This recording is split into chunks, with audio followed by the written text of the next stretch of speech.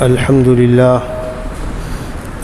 لله وكفى وسلام على عباده الذين اصطفى أما بعد فقد قال رسول الله صلى الله تعالى عليه وسلم لا تزال طائفة من أمتي قائمين على الحق منصورين من الله لا يضرهم من خذلهم أو كما قال صلى الله عليه وسلم۔ محترم بزرگوں، اللہ کے نبی صلی اللہ علیہ وسلم کے لائے ہوئے دین کی آبیاری، دین کی ترقی اور دین کی بقا کے لیے ہمیشہ ہر زمانے میں اللہ کے ایسے نیک بندے کھڑے ہوئے جنہوں نے دین کی ترقی کے لیے اپنا سب کچھ قربان کیا، اپنی جان و مال، اپنی عزت و آبرو، اپنی تمام چیزوں کو قربان کیا۔ صحابہ کرام، اس کے بعد تابعین، تبع تابعین، محدثین، فقہاء، علماء امت، اور پھر ہر زمانے میں اللہ کے نیک بندوں نے دین کی خاطر قربانیاں دے کر اپنا سب کچھ داؤ پہ لگا کر دین کی بقا کا کام کیا۔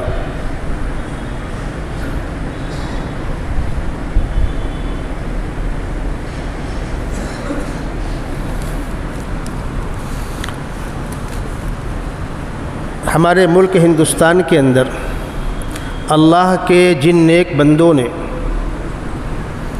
اپنی بساط بھر، اپنی طاقت بھر دین کے بقا کے لیے، دین کے تحفظ کے لیے قربانیاں پیش کی ہیں، ان بزرگوں میں سے ایک شخصیت ہے حضرت مولانا الیاس صاحب رحمۃ اللہ علیہ کی۔ میں نے گزشتہ اس کا وعدہ بھی کیا تھا کہ انشاءاللہ ایک آدھ ہفتے اس خاندان کی علمی خدمات، اس خاندان کی دینی خدمات کے اوپر گفتگو کی جائے گی۔ دلی شہر میں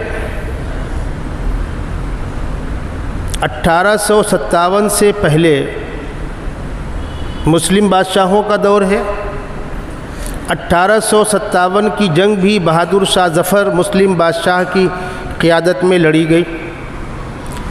اس سلسلے کی تاریخ تو آپ نے بارہا سنی، انگریز آیا، پھر کیا ہوا، پھر کیا ہوا، پھر کیا ہوا، اکابر علماء دیوبند، اکابر جمعیت علماء، اس پر تو بارہا گفتگو ہوتی ہے، لیکن یہ دینی خاندان، یہ خانوادہ، اس کی کیا خدمات ہیں، اس پر عام طور پر گفتگو نہیں ہو پاتی۔ حضرت مولانا الیاس صاحب رحمۃ اللہ علیہ کے والد محترم ہیں مولانا محمد اسماعیل صاحب۔ یہ خاندان اصلاً جھنجھانا کا رہنے والا ہے، پھر جھنجھانا سے مظفر نگر ضلع میں کاندیلا قریب بستیاں ہیں، یہ خاندان وہاں منتقل ہوا، اس لیے کہ مولانا الیاس صاحب کی شادی مولانا مظفر حسین صاحب کی نواسی سے کاندیلا میں ہو گئی، پھر آہستہ آہستہ یہ خاندان جھنجھانا سے کاندیلا منتقل ہو گیا۔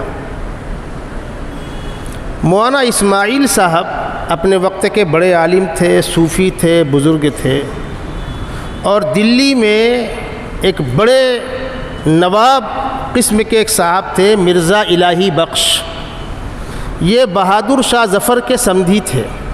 بہادر شاہ ظفر جو دلی کے بادشاہ تھے، ان کے سمدھی تھے مرزا الہی بخش۔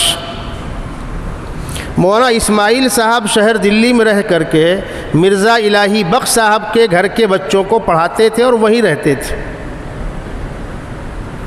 عام زندگی گزر رہی تھی، اسی درمیان 1857 کی جنگ واقع ہو گئی دلی والی۔ سبھی جانتے ہیں کہ بہادر شاہ ظفر گرفتار کیے گئے، قید کیے گئے، ان کے رشتہ داروں پر بھی انگریز کی نگاہ تھی، جس کو پایا قتل کر دیا، گرفتار کیا، وغیرہ وغیرہ۔ 1857 کی جنگ کی ناکامی کے بعد مرزا الہی بخش صاحب پر بھی مشکل حالات آئے۔ کسی نے ان کو بتلایا کہ مولانا اسماعیل صاحب جو تمہارے بچوں کو پڑھاتے ہیں، تمہارے خاندان کے بچوں کو، یہ بہت بڑے اللہ کے مقرب بندے ہیں، ان سے دعا کراؤ۔ تو مرزا الہی بخش صاحب نے مولانا اسماعیل صاحب سے دعا کی درخواست کی، انہوں نے دعا کی، ان کی مشکلات ختم ہوئیں۔ شہر دلی اور بستی نظام الدین شہر دلی کے باہر ایک گاؤں جیسا تھا، تقریباً 3 کلومیٹر باہر کا علاقہ ہے یہ۔ انہوں نے مرزا الہی بخش صاحب نے دلی شہر کو چھوڑ دیا اور بستی نظام الدین میں آ کر ایک عالی شان بنگلہ بنوایا۔ اس زمانے میں عمارتیں اونچی نہیں ہوتی تھیں، بڑی ہوتی تھی، 12 کھمبے کی عمارت، 20 کھمبے کی عمارت، 9 کھمبوں کی عمارت۔ اس زمانے کی عمارتوں کا نام 12 دری، 9 دری، 20 دری۔ مرزا الہی بخش صاحب کا جو بنگلہ تھا اس میں 64 کھمبے تھے، 64، بڑی عمارت تھی۔ اس بنگلے کے سامنے ایک مسجد تعمیر کرائی۔ مسجد سے لگ کر حضرت مولانا اسماعیل صاحب کے لیے ایک روم بنوایا۔ 5 وقتہ نماز آس پاس کے بچوں کا پڑھنا۔ مولانا اسماعیل صاحب رحمۃ اللہ علیہ کے بڑے صاحبزادے تھے مولانا محمد صاحب، جو پہلی بیوی سے تھے۔ پہلی بیوی کے انتقال کے بعد دوسری بیوی جو مولانا مظفر حسین صاحب کی نواسی تھی، جس کی بنیاد پر یہ خاندان یہ جھنجھانا سے کاندیلا منتقل ہوا تھا، ان سے 2 بیٹے 1 بیٹی۔ اس بات کو بہت غور سے آپ لوگ سنیے گا۔ 2 بیٹے مولانا اسماعیل صاحب کے، مولانا یحییٰ صاحب حضرت شیخ کے والد، مولانا الیاس صاحب، یہ 2 بیٹے ہیں، اور 1 بیٹی ہیں جن کے شوہر ہیں مولانا رضی الحسن صاحب، یعنی مولانا الیاس صاحب کی سگی بہن ہیں، بہنوئی ہیں مولانا رضی الحسن صاحب۔ رضی الحسن صاحب کے بیٹے ہیں اکرام الحسن صاحب، اور ان کے بیٹے ہیں حضرت جی ثالث مولانا انعام الحسن صاحب۔ یہ رشتہ آپس میں۔ مولانا الیاس صاحب کی بہنوئی ہیں مولانا رضی الحسن صاحب، ان کے بیٹے ہیں اکرام الحسن صاحب، اور ان کے بیٹے ہیں مولانا انعام الحسن صاحب حضرت جی ثالث۔ مولانا اسماعیل صاحب کا انتقال ہوا تو علاقے کے لوگوں نے درخواست کی ان کے بڑے بیٹے مولانا محمد صاحب سے کہ ابا کی جگہ پر آپ آ جائیے۔ وہ منتقل ہو گئے بستی نظام الدین میں۔ مولانا الیاس صاحب اور مولانا یحییٰ صاحب یہ دونوں مدرسہ مظاہر علوم سہارنپور میں ہیں۔ مولانا یحییٰ صاحب جو حضرت شیخ کے والد ہیں وہ مدرسہ مظاہر علوم کے استاذ ہیں۔ مولانا رشید احمد گنگوہی سے بیعت ہیں، بڑا قریبی تعلق ہے۔ انہوں نے اپنے چھوٹے بھائی مولانا الیاس صاحب کو بھی مولانا رشید احمد گنگوہی سے بیعت کرایا، انہی کی خدمت میں رکھا۔ کچھ تعلیم گنگو میں ہوئی، بقیہ تعلیم مظاہر علوم سہارنپور میں ہوئی۔ مولانا الیاس صاحب وہیں پڑھانے لگے۔ اس درمیان حضرت شیخ کے والد مولانا یحییٰ صاحب کا انتقال ہو گیا۔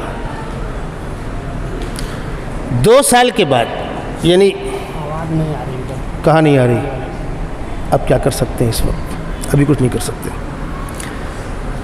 مولانا الیاس صاحب کے بڑے بھائی مولانا یحییٰ صاحب کا انتقال ہو گیا، اور ان کے 2 سال کے بعد مولانا محمد صاحب کا انتقال ہوا۔ جو بچے میک وغیرہ دیکھتے ہیں ذرا دیکھیں بائیں جانب کچھ میک میں کمی ہے، اس طرف آواز شاید نہیں جا رہی۔ جو حضرات میک کا نظام دیکھتے ہیں مسجد کے حی علی الصلاۃ کی جانب تھوڑا سا مسئلہ ہے، دیکھ لیں ذرا سا۔ اس زمانے کی تاریخوں میں ہجری تاریخ ریکارڈ میں آتی ہے 1334 اور 1336۔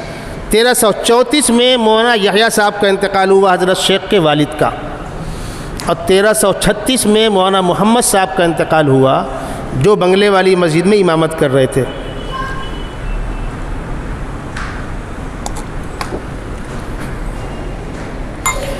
مولانا محمد صاحب کے انتقال کے بعد علاقے کے لوگوں کا تقاضا ہوا مولانا الیاس صاحب رحمۃ اللہ علیہ سے کہ آپ آ جائیے۔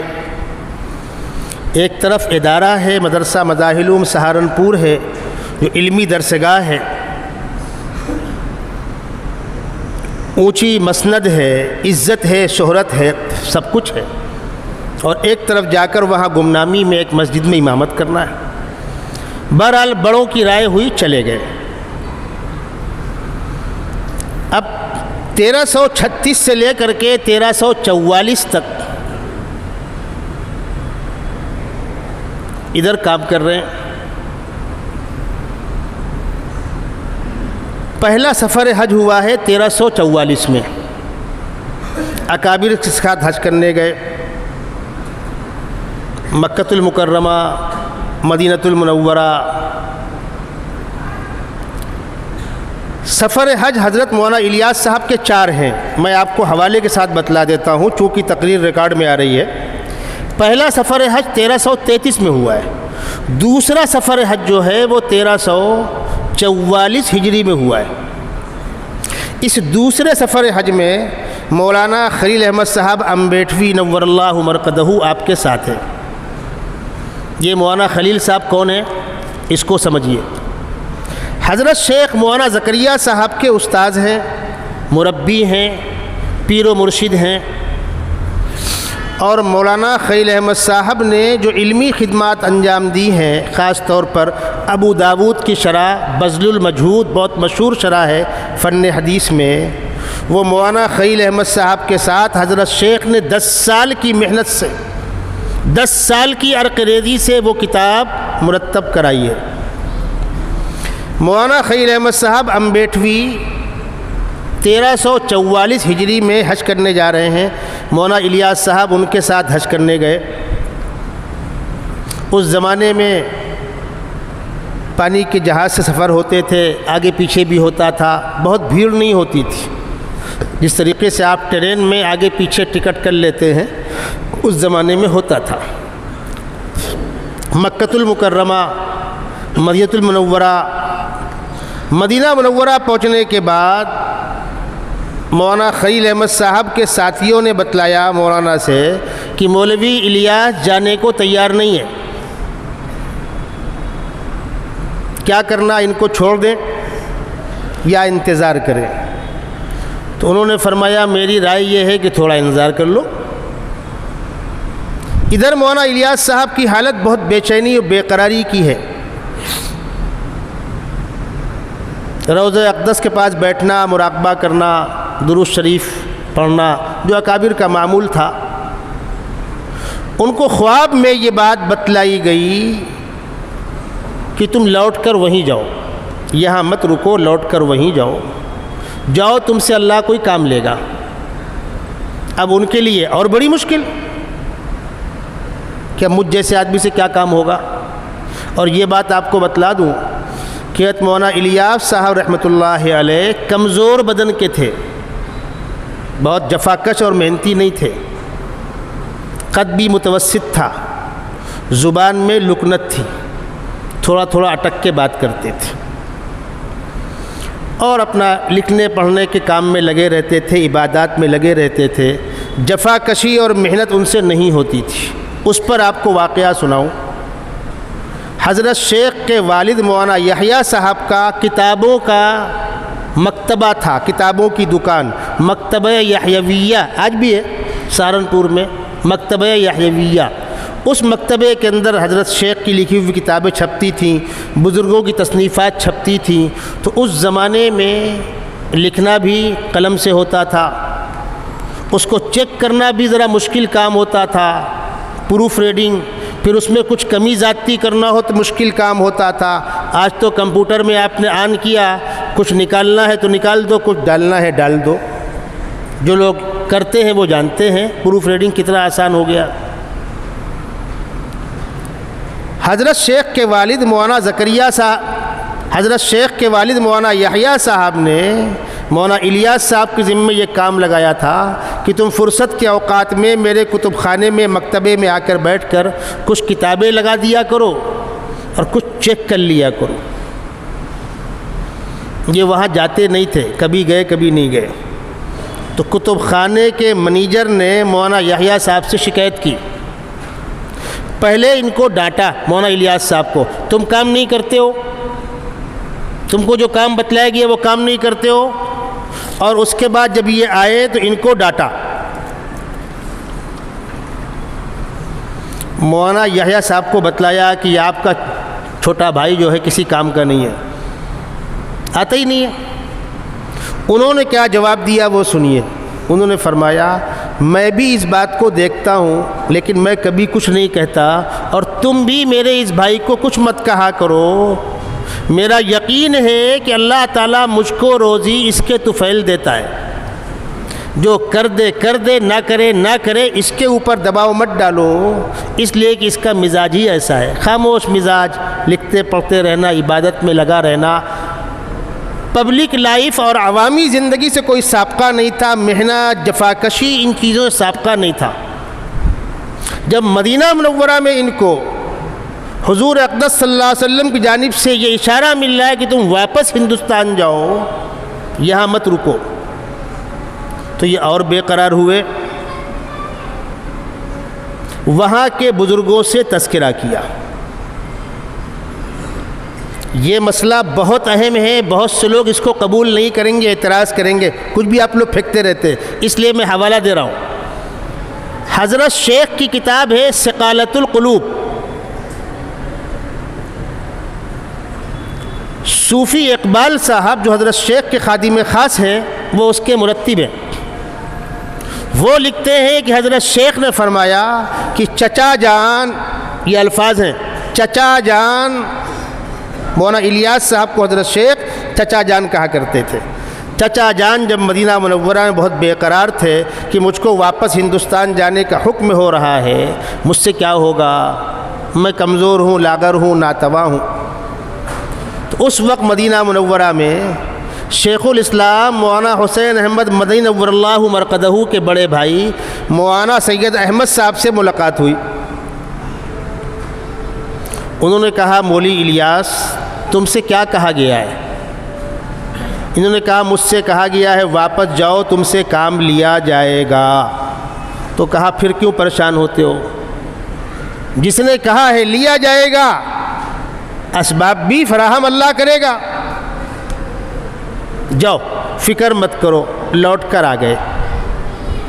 اب تک تو بس ایک رسمی ڈیوٹی نبھائی جا رہی تھی کہ رہیں کہ نہ رہیں، بستی نظام الدین کی مسجد میں رہنا کہ سہارنپور لوٹ جانا، اسی کشمکش میں زندگی گزر رہی تھی.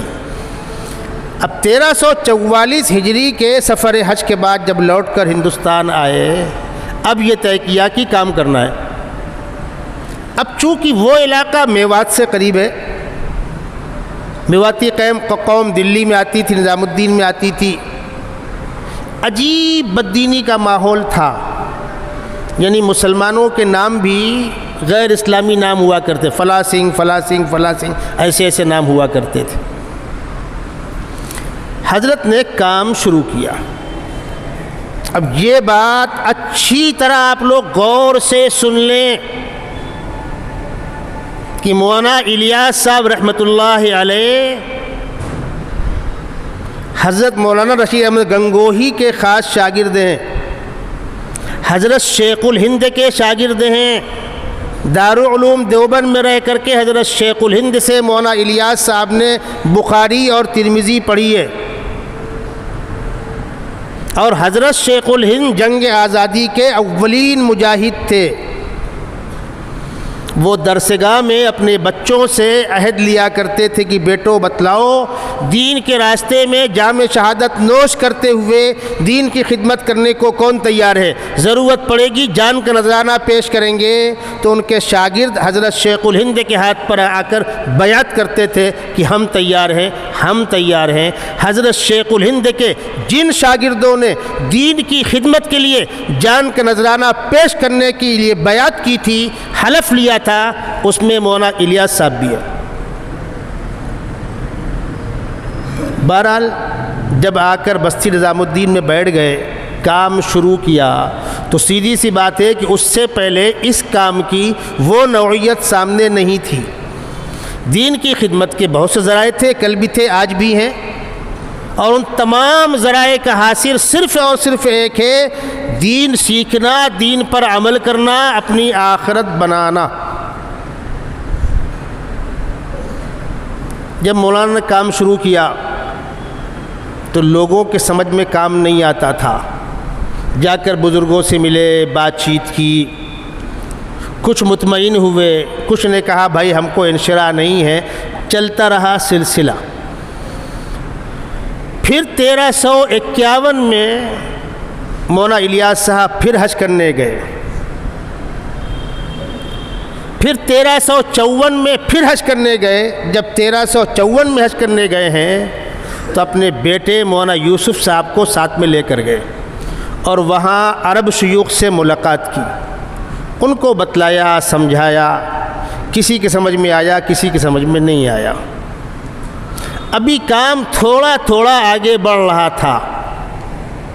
حضرت مولانا الیاس صاحب رحمۃ اللہ علیہ کے لیے سب سے بڑا جو سپورٹ تھا، ہمالیہ پہاڑ جیسا سپورٹ، وہ تھے حضرت شیخ مولانا زکریا صاحب نور اللہ مرقدہ۔ حضرت شیخ بھتیجے ہیں، مولانا الیاس صاحب چچا ہیں۔ اسی لیے فضائل اعمال کے اندر جو کتابچے ہیں اس میں آپ پڑھیے، حضرت شیخ نے اکثر میں لکھا ہے چچا جان کی خواہش پر، چچا جان کی خواہش پر، حضرت رائے پوری کے خواہش پر۔ بہت قریبی تعلق تھا، 10-12 سال کا عمر کا فرق تھا۔ حضرت شیخ مولانا زکریا صاحب نور اللہ مرقدہ مدرسہ مظاہر سہارنپور میں 42 سال بخاری اور ابو داود پڑھایا حضرت شیخ نے۔ 42 سال تک مدرسہ مظاہر سہارنپور کے شیخ الحدیث تھے، اور ملک کے چوٹی کے علماء اس وقت حضرت شیخ کے ہاں پڑھنے آیا کرتے تھے، اور خانقاہی سلسلے کے اکثر اکابر ان کا تعلق مدرسہ مظاہر سہارنپور سے رہا۔ مفتی محمود صاحب ہوں، مولانا صدیق صاحب بانوی ہو، مولانا ابرار صاحب ہردوئی ہوں، مرکز نظام الدین کا پورا عملہ، سب کے سب مظاہر سہارنپور کے پڑھے ہوئے ہیں۔ اور مدرسہ مظاہر سہارنپور کو اللہ نے یہ خصوصیت دی ہے کہ وہ ادارہ ہمیشہ اہل اللہ کا مرکز رہا، اہل اللہ کا مرجع رہا۔ ہمارے استاد مولانا صدیق صاحب اللہ علیہ بتلایا کرتے تھے کہ اس ادارے میں جمعہ کو بھی چھٹی نہیں ہوتی تھی، جمعہ کے دن بھی اسباق ہوتے تھے، صرف پڑھنا اور پڑھانا کام تھا، دوسرا کوئی کام نہیں تھا۔ طالب علم عید کے بعد داخل ہوتا تھا اور رمضان میں اپنے گھر جاتا تھا، بیچ میں کوئی چھٹی نہیں۔ مظاہر سہارنپور میں وہ دور بھی گزرا ہے کہ ناظم اعلیٰ کا جنازہ ادارے کے گراؤنڈ میں رکھا ہوا ہے اور درسگاہوں میں کلاس جاری ہے۔ جنازہ کا اعلان ہوا ہے، طلبہ اٹھے ہیں، آ کر جنازے کی نماز میں شرکت کی ہے، پھر درسگاہوں میں چلے گئے۔ آج چپراسی مر جائے چھٹی ہو جاتی ہے، ایک بورچی مر جائے چھٹی ہو جاتی ہے، وہ دور تھا۔ شیخ الحدیث مولانا زکریا صاحب نور اللہ مرقدہ اس کام میں مولانا الیاس صاحب کے لیے سب سے بڑے معاون تھے۔ مولانا الیاس صاحب کے شروع میں تعاون کرنے والوں میں کون لوگ ہیں، ان کو پہچانا جائے، ان کی قدر کی جائے، ان کے خاندانوں کی قدر کی جائے۔ مولانا علی میاں ندوی نور اللہ مرقدہ، مولانا منظور نعمانی نور اللہ مرقدہ، ان کا تعلق حضرت شیخ سے بھی تھا، مولانا الیاس صاحب سے بھی تھا۔ حضرت شیخ سے ان دونوں کا یہ ہندوستان کے وہ چوٹی کے علماء ہیں، چوٹی کے علماء ہیں جو اپنے اپنی جگہوں پر علم کا پہاڑ ہیں اور بالکل بے غرض ہیں، کسی سے کوئی سروکار نہیں ہے، کسی سے کوئی لینا دینا نہیں۔ مولانا منظور نعمانی نے لکھنؤ کے اندر امین آباد میں بیٹھ کر کچے مکان میں وہ علمی خدمات انجام دی ہیں جو آج علمی شاہکار کہلاتے ہیں، معارف الحدیث ہو یا دیگر کتابیں ہوں۔ مولانا منظور نعمانی وہ عالم دین ہیں جن سے درخواست کر کر دارالعلوم کے اکابر نے کتابیں لکھوا کر دارالعلوم میں داخلے کورس کروایا ہے۔ مشکات الاثار، الفیۃ الحدیث، یہ کتابیں دارالعلوم دیوبند میں داخلے کورس ہیں، مولانا منظور نعمانی کی لکھی ہوئی ہے۔ حضرت مولانا علی میاں اور مولانا منظور نعمانی کی اس موضوع پر بہت سی کتابیں. مولانا علی میاں کی مشہور کتاب ہے کہ مولانا الیاس صاحب اور ان کی دینی دعوت. مولانا منظور نعمانی نے مولانا الیاس صاحب پر بھی بہت کچھ لکھا ہے. ایک کتاب ہے ان کی تحدیث نعمت، اس کے اندر بھی ہے. اور مولانا یوسف صاحب کے انتقال کے بعد تو باقاعدہ الفرقان کا خصوصی نمبر شائع کیا تھا، حضرت جی نمبر. یہ دونوں اس وقت کے بڑے علماء، ان کا تعلق حضرت شیخ سے بھی تھا، مولانا الیاس صاحب سے بھی تھا. ایک آدھ واقعات میں آپ کو سناؤں. مولانا منظور نعمانی لکھتے ہیں کہ ہم دونوں حضرت شیخ کے پاس جاتے تھے. حضرت شیخ کے ہاں مہمانوں کی بھیڑ ہوتی تھی، ہجوم ہوتا تھا. دسترخوان بہت وسیع تھا. سہارنپور میں حضرت شیخ کا دسترخوان اور دیوبند میں مولانا مدنی، مولانا حسین احمد مدنی کا دسترخوان بہت وسیع تھا. مہمان آتے تھے، رہتے تھے، کھاتے تھے. سلسلے کے لوگ رکتے تھے، رہبری لیتے تھے. مولانا منظور نعمانی لکھتے ہیں کہ حضرت شیخ ہم دونوں کو اشارہ کرتے تھے کہ تم لوگ رکے رہو، تم کھانا مت کھانا. جب سارے مہمان کھانا کھا کر فارغ ہو جاتے تھے تو چھوٹا سا دسترخوان حضرت شیخ کے گھر کے اندر کے حصے میں لگتا تھا. عام آدمی تو باہر بیٹھتے تھے، باہر کمرہ تھا، اندر لگتا تھا. اور حضرت شیخ فرماتے کہ اب روٹیاں ڈالو. تو اندر خواتین اب گرم گرم روٹیاں ڈالتی تھیں اور وہاں سے وہ تھوڑا قریب کر دیتی تھی اور حضرت شیخ ہاتھ بڑھا کر اٹھاتے تھے اور دسترخوان پر ان کے سامنے رکھتے تھے. کن کے سامنے؟ مولانا منظور نعمانی، حضرت مولانا علی میاں کے سامنے. اور بسا اوقات اپنے ہاتھ سے لقمہ کھلاتے تھے. یہ رشتہ تھا ان دونوں کا حضرت شیخ سے. اب ادھر آئیے، مولانا الیاس صاحب سے کیا رشتہ تھا؟ یہ دونوں مرکز نظام الدین کثرت سے جاتے تھے. مولانا منظور نعمانی لکھتے ہیں کہ مولانا الیاس صاحب کا آخری وقت تھا، اٹھنے کے لائق نہیں تھے. ڈاکٹر نے بولنے کو، اٹھنے کو منع کیا تھا. فرماتے ہیں کہ میں حاضر ہوا تو حضرت نے اشارہ کیا کہ مجھ کو سہارا دے کر بیٹھا لو. بیٹھا لے گئے تو مولانا منظور نعمانی نے فرمایا حضرت آپ بیمار ہیں، آپ لیٹ جائیں. ڈاکٹر نے آپ کو اٹھنے کو منع کیا.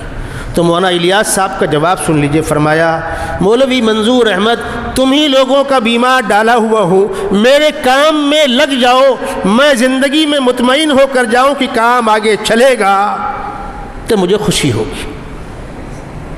مولانا منظور نعمانی فرماتے ہیں میں نے کہا میں آپ کے کام میں لگا ہوں، آپ کے بعد انشاءاللہ کام بیٹھے گا نہیں، ہم لوگ ساتھ دیں گے. اس لیے کہ مولانا الیاس صاحب کے زمانے میں کام اٹھا نہیں تھا، کام مشکلات کے دور سے گزر رہا تھا. مولانا منظور نعمانی لکھتے ہیں کہ ہم دونوں گئے حضرت شیخ کے پاس، مولانا علی میاں صاحب، مولانا منظور نعمانی صاحب. اور جا کر حضرت شیخ سے کہا کہ مولانا الیاس صاحب کے بعد کون؟ اس پر اگر مشورہ ہو جائے، اس لیے کہ وہ تو بستر پہ ہیں اور شاید اب زندگی کے آخری ایام ہیں، اگر اس پر مشورہ ہو جائے تو بہتر ہے. یہ بات ذہن میں رکھیے گا کہ مولانا الیاس صاحب کے بعد اس خاندان میں سب سے بڑے حضرت شیخ ہیں، علمی اعتبار سے بھی، خاندانی اعتبار سے بھی، ہر اعتبار سے. تو حضرت شیخ نے مسکرا کر فرمایا کہ آپ لوگ یہ بات چچا جان سے خود کہیے، اس لیے کہ سیدھی سی بات ہے کہ سب کی نگاہیں حضرت شیخ پر تھی اور حضرت شیخ بننا نہیں چاہ رہے تھے. بالآخر حضرت شیخ نے بھی لکھا ہے اور بھی کئی لوگوں نے لکھا ہے کہ جب آخری رات ہے، جس رات میں مولانا الیاس صاحب کا انتقال ہوا ہے، فجر سے پہلے انتقال ہوا ہے، اس رات میں فرمایا مولوی یوسف کہاں ہے؟ بلائے گئے. کہا بیٹے آ کر مجھ سے لپٹ جاؤ. لکھنے والے لکھتے ہیں کہ مولانا الیاس صاحب بستر پر لیٹے ہوئے تھے اور مولانا یوسف صاحب ایسے ہی ہاتھ ٹیک کر چپک گئے. لپٹایا اور کہا بیٹا اور کسی سے کیا کہہ سکتا ہو، تم ہی سے کہہ سکتا ہوں، اس ذمہ داری کو اوڑھ لو. لکھنے والے یہ بھی لکھتے ہیں کہ مولانا یوسف کو اس کام سے مناسبت نہیں تھی، اس لیے کہ یہ کام شروع میں بڑی مشکلات کا کام تھا. وہ تو لکھنے پڑھنے کے آدمی تھے, وہ تنہائیوں میں رہنے والے آدمی تھے. کسی کے ذہن و خیال میں نہیں تھا کہ یہ ذمہ داری مولانا یوسف کی جائے گی. سب کے ذہن میں تھا حضرت شیخ سنبھالیں گے. بہرحال مولانا الیاس صاحب کا انتقال ہو گیا. اکابر جمع ہوئے, حضرت رائے پوری آئے, حضرت شیخ زکریہ صاحب آئے, مولانا مدنی آئے, سارے اکابر جمع ہو گئے اور مشورہ کر کے سب نے بالاتفاق مولانا یوسف صاحب کے سر پر پگڑی باندھی اور ان کو یہ ذمہ داری دی. اب اس کے بعد مولانا یوسف صاحب کا حال جن لوگوں نے دیکھا ہے وہ گواہی دیں گے کہ ایسی بے قراری ایک پل قرار نہیں تھا. عشاء کے بعد بیان شروع ہوتا تھا, فجر کے وقت بیان ختم ہوتا تھا. ایسا بولنے والا دوسرا کوئی نہیں آیا. بعد میں اللہ نے بہت بندوں کو کھڑا کیا ہے, ایک سے ایک بولنے والے ہیں, لیکن مولانا یوسف جیسا باصلاحیت. حضرت مولانا الیاس صاحب رحمۃ اللہ علیہ کو ایک ہی بیٹا اور ایک بیٹی. بیٹے مولانا یوسف صاحب اور بیٹی کون, یہ بات بھی کم لوگوں کو معلوم ہے. مولانا الیاس صاحب کی بیٹی حضرت شیخ کی اہلیہ ہے, اور حضرت شیخ کو بھی ایک ہی بیٹے ہیں مولانا طلحہ. مولانا طلحہ اسی بیٹی سے ہیں, یعنی مولانا طلحہ صاحب مولانا الیاس صاحب کے سگے نواسے ہیں. سبحان اللہ, عجیب رشتے ہیں. مولانا طلحہ صاحب کے انتقال پر بعض لوگوں نے اس خاندان کے رشتے پر گفتگو کی تھی تو میں سر پکڑ کے بیٹھ گیا کہ میں کیسے تسلیم کروں, یہ کیسے ہو سکتا ہے. لیکن جب تاریخ پڑھی تو سمجھ میں آیا کہ رشتے ایسے ہی ہیں. ایک طرف مولانا الیاس صاحب حضرت شیخ کے چاچا ہیں, چاچا جان. ایک طرف خسر ہیں اور ایک طرف مولانا یوسف صاحب حضرت شیخ کے داماد ہیں, سمدھی ہو گئے. اور مولانا طلحہ صاحب کی والدہ کے انتقال کے بعد دوسری اہلیہ جو ہیں وہ مولانا الیاس صاحب کی سالی ہیں, ساڑو بھی ہو گئے. ساڑو بھی ہے, سمدھی بھی ہے, خسر بھی ہے, چاچا بھی ہے, ہو سکتا ہے. حضرت شیخ مدرسہ مظاہر سہارنپور میں پڑھا رہے ہیں, اپنے وقت کے کتب دورہ ہیں, شیخ کامل ہیں. مدرسے کا سالانہ جلسہ ہے, ہوتا ہے عام طور پر. مولانا یوسف صاحب اور مولانا انعام الحسن صاحب یعنی حضرت جی ثانی, حضرت جی ثالث, یہ دونوں وہاں پڑھ رہے ہیں سہارنپور میں. حضرت شیخ کی بیٹیوں سے رشتے طے ہیں لیکن تاریخ طے نہیں ہے. رشتہ ہونا ہے دو بیٹیوں سے, تاریخ طے نہیں ہے. حضرت شیخی خاندان کے بڑے ہیں. عصر کے بعد جا کر گھر میں اہلیہ سے کہا کہ میں سوچتا ہوں کہ بچیوں کا نکاح پڑھا دوں جلسے میں. تو اہلیہ نے کہا ایک آدھ دن پہلے کہہ دیا ہوتا, کچھ کپڑے وغیرہ سل دیتی میں. تو فرمایا صرف نکاح ہی تو ہونا ہے, منہ ہاتھ دھلا دو, بدعہ تھوڑے ہونا ہے. بہرحال حضرت کا حکم تھا, تیاری ہو گئی. حضرت نے جلسے میں شیخ الاسلام مولانا مدنی آئے ہوئے تھے, ان سے نکاح پڑھوا دیا. حضرت شیخ کیا غریب آدمی تھے, حضرت شیخ ذمہ دار تھے, ایک بڑے ادارے کے شیخ الحدیث ہیں, دسیوں ہزار لوگوں کے پیر و مرشد ہیں, کوئی کمی نہیں تھی. سادگی کے ساتھ نکاح پڑھا دیا. حضرت کا خاندان جو کاندیلا میں تھا پورا خاندان بغاوت کر گیا. زکریا نے ناک کٹوا دی. کیا بچیاں لاوارث تھیں؟ ایسے کہیں نکاح ہوتا ہے؟ وہ لوگ چل کے یہاں آئے مدرسہ مظاہر سہارنپور میں. پہلے حضرت شیخ سے ناگواری کا اظہار کیا. زکریا تو نے ناک کٹوا دی؟ فرمایا لگی تو ہے, کٹی تو نہیں. ایسا کیوں کیا؟ فرمایا نکاح ہی تو ہوا ہے, بدائی ہوگی دیکھا جائے گا. آپس میں بیٹھے یہ بوڑھے لوگ, زکریا کا بائیکاٹ کرو, ٹاٹ باہر کرو اس کو سماج سے. تو کسی نے کہا کہ وہ کاندھیلا آتا کہاں, کیا ٹاٹ باہر کرو گے, اس کو تو یہی سے فرصت نہیں ہے. تم کیا اس کو ٹاٹ باہر کرو گے؟ اللہ نے اس کو اتنی مقبولیت دی ہے, دسیوں ہزار کا مجمع یہاں جمع رہتا ہے, تم ٹاٹ باہر کر کے کیا پاؤ گے؟ پھر کیا کرنا, ڈنڈ لگاؤ اس کے اوپر. کیا ڈنڈ لگائے؟ اس سے مار کر دعوت لو. وہ کیسے لے؟ دعوت تو ہوگی زکریا کے نام پر، چاول میں نے دیا، گوشت میں نے دیا، مسالہ میں نے دیا، وہی دیگ چڑھی، وہی کھانا پکا۔ ان لوگوں کو قرار ہی نہیں تھا کہ بچیاں کیا لاوارث ہیں۔ اب آپ اگلی بات سنیے، جن بچیوں کا نکاح اس سادگی کے ساتھ ہوا ہے، مدرسے کے سالانہ جلسے میں، اور شیخ الاسلام مولانا مدنی نے ان کا نکاح پڑھایا ہے، ان بچیوں کے شوہر کون ہیں؟ حضرت جی ثانی مولانا یوسف صاحب، حضرت جی ثالث مولانا الیاس صاحب۔ اس خاندان کو اللہ نے دنیا کے اندر کیا مقام دیا کون نہیں جانتا۔ عزت و ذلت کا مدار ڈھول تاشے تماشوں میں نہیں ہے۔ مولانا الیاس صاحب کے ایک ہی بیٹے مولانا یوسف صاحب، مولانا یوسف صاحب کے ایک ہی بیٹے مولانا ہارون صاحب، اور ان کے ایک بیٹے مولانا سعد صاحب۔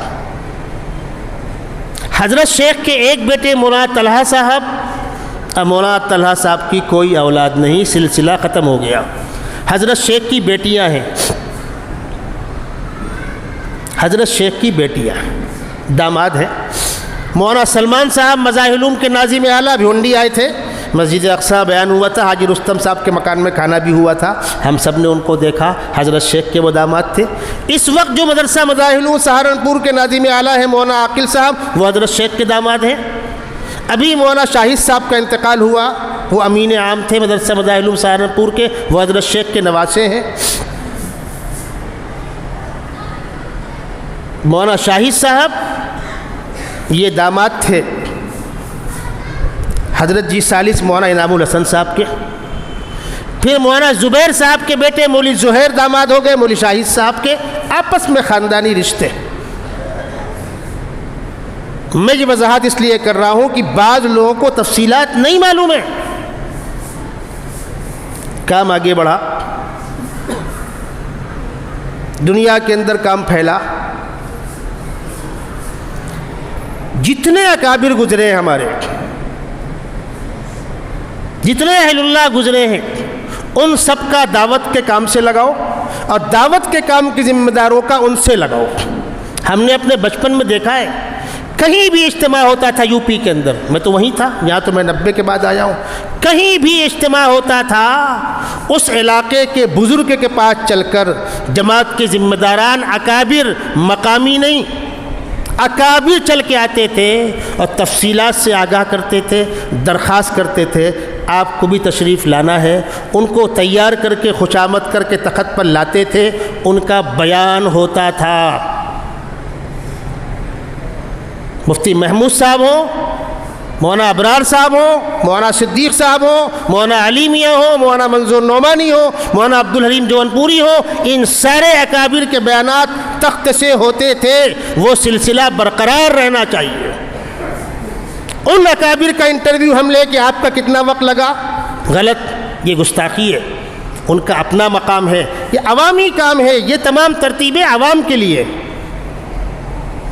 یہ ترتیبیں ان بزرگوں کے لیے نہیں ہیں، اور ان بزرگوں کو اس معیار پر پرکھنا یہ ہماری محرومی ہوگی، اور خدا نہ خواستہ اگر یہ فاصلے بڑھے امت کے اکابر اور دعوت کے کام میں، امت کا سخت ترین نقصان ہوگا۔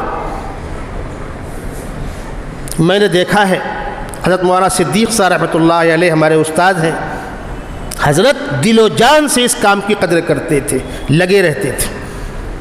اور آپ کو بتلا دوں، ایسا بھی ہوا ہے کہ آپ کے علاقے میں، باندہ کے علاقے میں اجتماع مانگا گیا ہے، اجتماعات لوگ مانگتے ہیں، تقاضے آتے ہیں، 10 تقاضے ہیں، کسی ایک کو دینا ہے تو 9 سے تو معذرت کرنی پڑے گی۔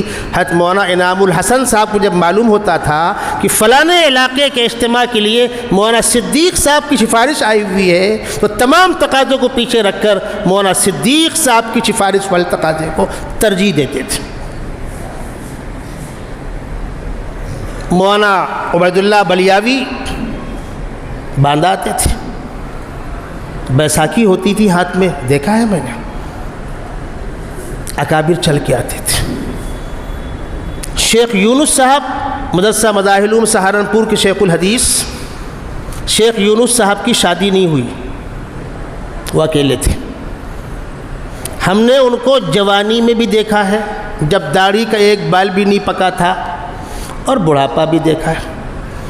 جوانی میں شیخ یونس صاحب اتنے بیمار رہتے تھے، اتنے بیمار رہتے تھے کہ کب کیا ہو جائے معلوم نہیں۔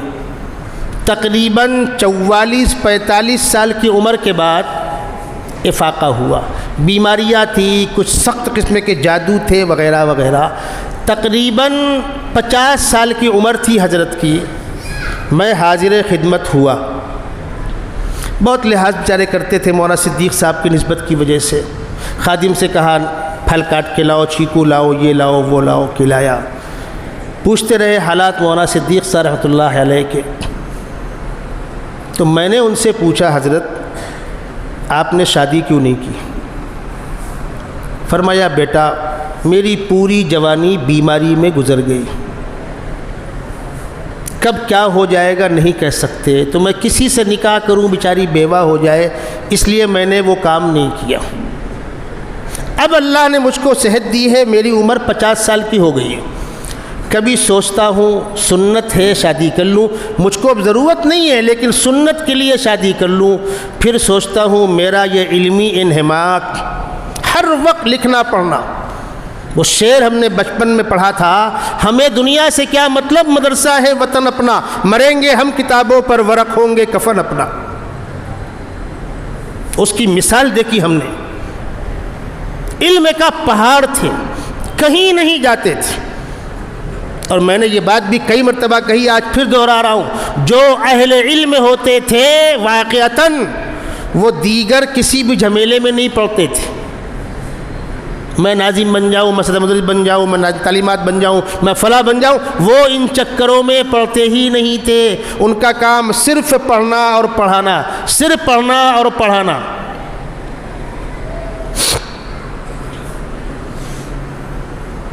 مولانا یونس صاحب رحمۃ اللہ علیہ شیخ الحدیث صاحب باندہ آتے تھے مولانا صدیق صاحب کے پاس۔ سفر کیسے ہوتا تھا؟ سہارنپور سے دلی، ایک دلی سے چاہے باندہ آویں چاہے کانپور آویں، عام طور پر وہ کانپور آتے تھے اور کانپور سے بائی کار باندہ آتے تھے۔ کانپور شہر میں حاجی جمیل صاحب مرحوم کا مکان ہے جو پیچ باغ میں ہے، نئی سڑک کے پاس، وہاں ان اکابر کا قیام ہوتا تھا۔ مولانا صدیق صاحب کے ہاں مولانا یونس صاحب ہمیشہ آتے تھے۔ تو میں نے ایک مرتبہ پوچھا، وہ سفر تھا مدرسہ جامع علوم کانپور میں ختم بخاری کے لیے، مولانا عبدالحق صاحب بھی آ رہے تھے، شیخ یونس صاحب بھی آ رہے تھے، اور حضرت شیخ کے صاحبزادے مولانا طلحہ صاحب بھی آ رہے تھے۔ اتفاق دیکھیے کہ تینوں ایک ہی گاڑی میں تھے اور ناچیز بھی تھا اسی گاڑی میں۔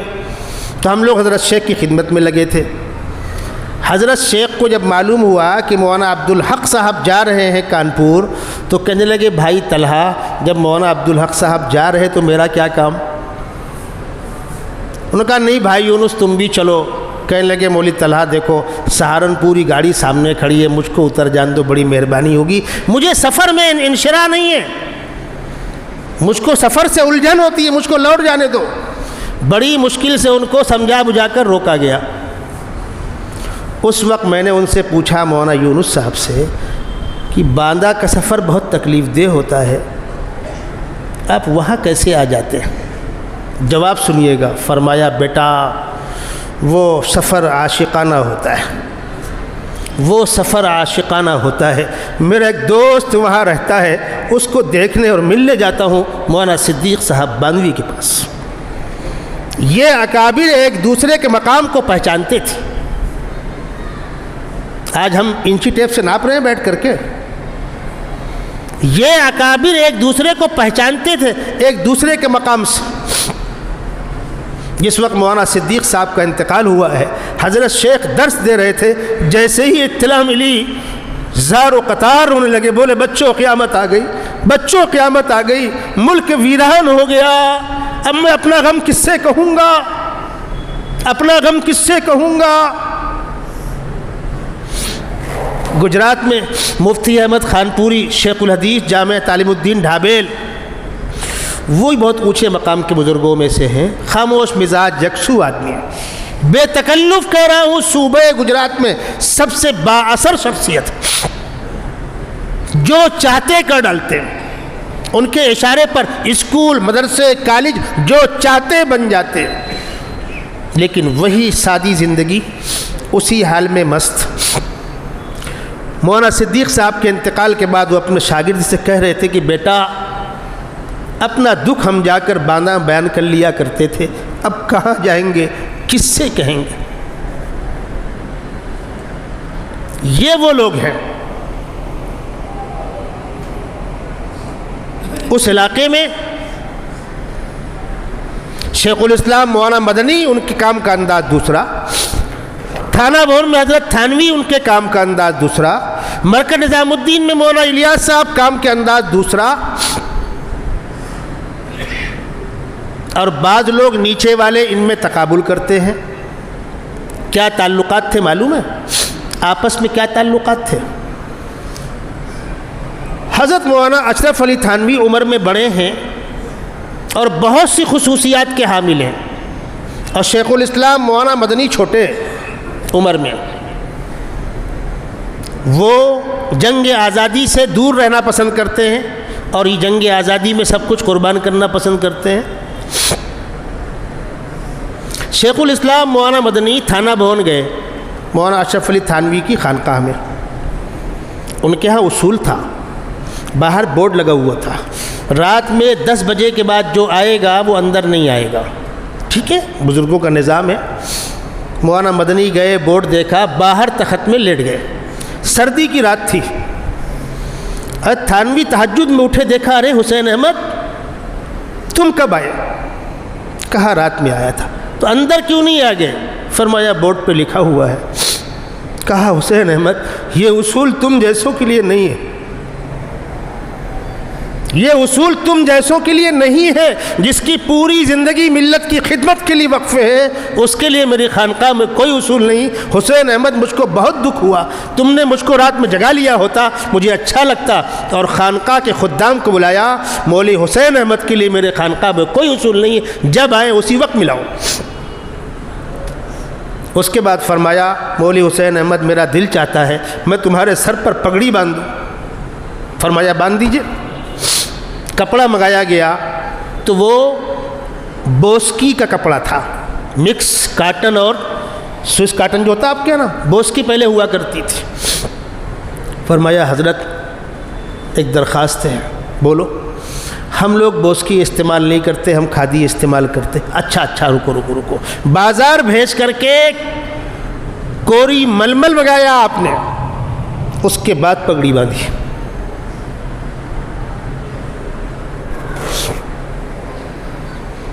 ایک بار جلسہ تھا، ایک جلسے سے مولانا الیاس صاحب کو خطاب کرنا ہے، ایک جلسے سے شیخ الاسلام مولانا مدنی کو خطاب کرنا ہے۔ مولانا الیاس صاحب کو معلوم ہوا کہ مولانا مدنی فلانے گاؤں کے اندر موجود ہیں، تو اپنے متعلقین سے کہا سب وہیں چلو۔ مولانا حسین احمد مدنی کو معلوم ہوا کہ مولانا الیاس صاحب فلاں مقام پر موجود ہے، فرمایا سب لوگ وہاں چلو۔ وہ وہاں سے چلے، بیچ کے ایک گاؤں میں دونوں کی ملاقات ہو گئی، جلسہ اس تیسرے گاؤں میں ہوا۔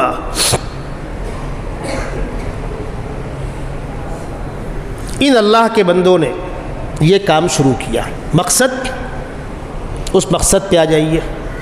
اتنا بڑا انسانوں کا سمندر ہے، یہ کہاں جائے گا، یہ کہاں سمائے گا، کون سا ادارہ ان کو اپنے اندر بیٹھا لے گا، اور کون سی خانقاہ ان کو اپنے اندر بیٹھا لے گی انسانیت کے اس سمندر کو۔ ان کے لیے بالکل سیدھا سادھا آسان کام اللہ نے القاء کیا مولانا الیاس صاحب کے اوپر، اور انہوں نے اس کام کی شروعات کی۔ ایک بیچارہ بے نمازی ہے، مسجد میں لے آؤ، نماز پڑھنا شروع کر دے۔ ایک ناجائز کاروبار میں لگا ہوا ہے، اس کو لے آؤ، اس کو احساس ہو، یعنی مجھے مرنا ہے، مجھے میرے خدا کو منہ دکھانا ہے، اس احساس کو پیدا کرنے کے لیے اس کام کو شروع کیا گیا۔ یہ کام نہ کوئی فرقہ ہے، نہ کوئی مسلک ہے، نہ کوئی نظریہ ہے، نظریہ وہی ہے جو مولانا رشید احمد گنگوہی اور مولانا قاسم نانوتوی اور مولانا قیل امبیٹوی اور حضرت شیخ مولانا زکریا کا نظریہ ہے، اہل السنہ والجماعہ مسلک دارالعلوم دیوبند۔ اس کام میں لگانے کا مقصد یہ ہے کہ انسان کے اندر آخرت کا شوق پیدا ہو جائے، اور الحمدللہ صاف نظر آتا ہے، صاف نظر آتا ہے۔ ایک سے ایک بگڑے گئے گزرے لوگ جب جا کر لوٹ کر آتے ہیں تو کم از کم صاف نظر آتا ہے زندگی میں تبدیلی۔ ڈاکٹر نے مریض کو کنٹرول کر کے دوائیں لکھ کے دے دی، وہاں تو کنٹرول تھا، مقام پہ آنے کے بعد بے پرہیزی کرے گا، پھر بیمار ہوگا، وہ ذمہ دار ہے۔ اب اس کو آگے چلانا ہمارا مقامی ساتھیوں کا کام تھا۔ اس جذبے کے بیدار ہونے کے بعد پھر کیا؟ اس بات کو بہت غور سے سنیے گا۔ کام میں لگنے کے بعد جذبہ بیدار ہو گیا، اب کیا؟ اب ہے دین سیکھنا، عقائد، مسائل، فرائض و واجبات، حلال و حرام، معاشرت، حقوق۔ یہ تو اس 6 نمبر کے اندر نہیں ہے، یہ تو آپ کو وہاں نہیں سکھائے جائیں گے دعوت کے میدان میں، وہاں تو آپ کو دین کی ترغیب سکھائی جائے گی۔ اختلافی مسائل نہیں بیان ہوں گے، نظریاتی مسائل نہیں بیان ہوں گے، کیوں؟ سب کو سمیٹنا ہے۔ لیکن اس میدان میں لگنے کے بعد اب میرا قرآن درست ہونا چاہیے، نماز کے فرائض و واجبات معلوم ہونا چاہیے، حلال و حرام معلوم ہونا چاہیے، عقائد درست ہونا چاہیے، حقوق معلوم ہونا چاہیے، اور حقوق کی ادائیگی کی فکر ہونی چاہیے۔ اور اگر یہ نہیں ہوا تو پھر حاصل کچھ بھی نہیں۔